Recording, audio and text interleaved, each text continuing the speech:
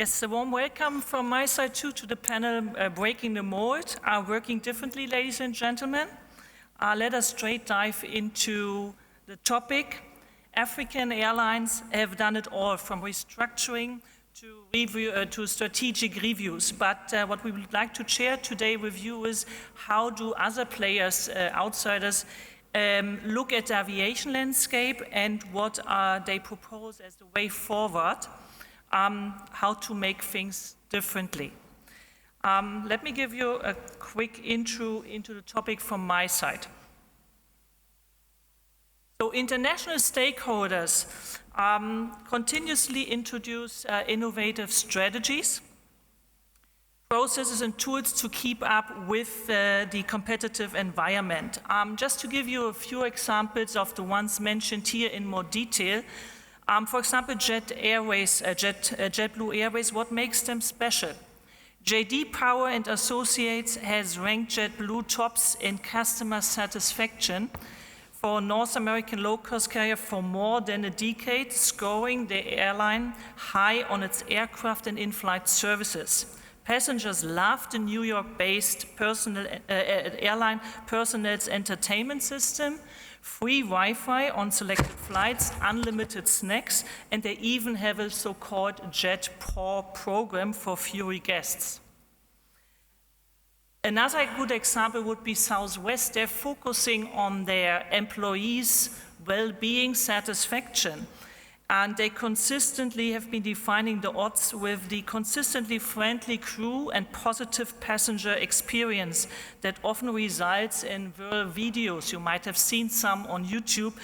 And a typical one was Dave Holmes, who took the internet by storm back 10 years ago when he became known as the rapping flight attendant. If that is a thing to apply is questionable, but you can see that is also a way of showing how employees are satisfied. IATA, for example, it advocates for an even deeper partnership with governments based on global standards in the critical areas for safety, security, regulations and environment, because aviation is built on close relationship. And to give a last example of the ones, Czech Airlines, which was struggling some years, teamed up with Sabre and introduced an industry-leading technology which enables their customers to choose from a wide range of branded fares what is most important to them. Is it the mileage amount they can collect? Is it the budget fare or the highest degree of flexibility? But not only the international market have good initiatives, there are also surely very good examples to be shown on the African continent. We see three recent developments. Number one, the listening to travelers, developing services according to customers' demand. Number two, the connecting of society, evaluating new route opportunities. And number three, responding to the market demands. To have four practical examples, it was already mentioned yesterday, a good example, Ethiopian, which became the leading African transfer hub due to its very clear strategic planning of route and network.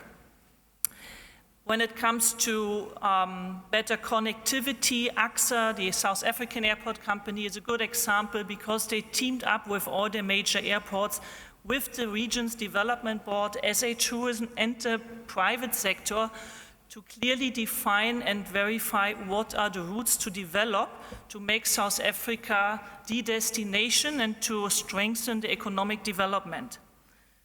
The local example at its best, Air Mauritius, which run a service initiatives very successfully with the clear target to become the 4th star. Or if we go back to airports, for example, Marrakesh Airport, who clearly identified the needs of more passengers via low-cost airlines, and they designed their infrastructure and their whole products and services to fit the low-cost carriers' needs and also the passengers' requirements. So questions one would have when looking at the market is clearly, where are all those best practices? Do we really already know what passengers and airlines need?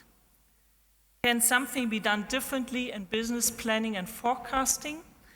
And what can be done to identify more connectivity potentials on the continent?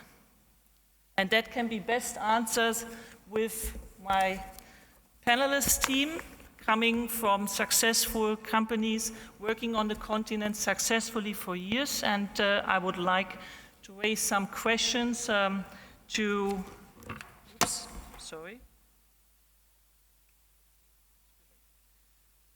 dive into the topic from their point of view. So my first question to the whole panel, I think we're starting with Sumaya, is from your own traveling experience on the African continent. What challenges did you recognize where you're facing? Thank you, Catherine. Sumaya Belletaifa. I'm the associate partner of Innova Conseil Group. Spent 16 years in Canada and now my 5th year in Guinea-Bissau in Africa. So since 5 years I'm based in Africa. I'm a frequent traveler, and for me, of course, there's the basic issue of connections, direct connections in Africa, but the most important thing is the customer orientation and the customer focus. Yeah, for me, it's the airport experience. Going through the airport is slow, painful. Check-in processes often difficult as well. So it's more around that experience, and also visas. Getting visas to go visit countries around Africa is a challenge, and so it takes time. And so those are the pain points that I see quite often when I travel through the continent. Oh, what about you? Some good So, good morning, everyone. I'm very happy today. Yesterday, I had the largest birthday party of my entire life, all sponsored by my competitors. So,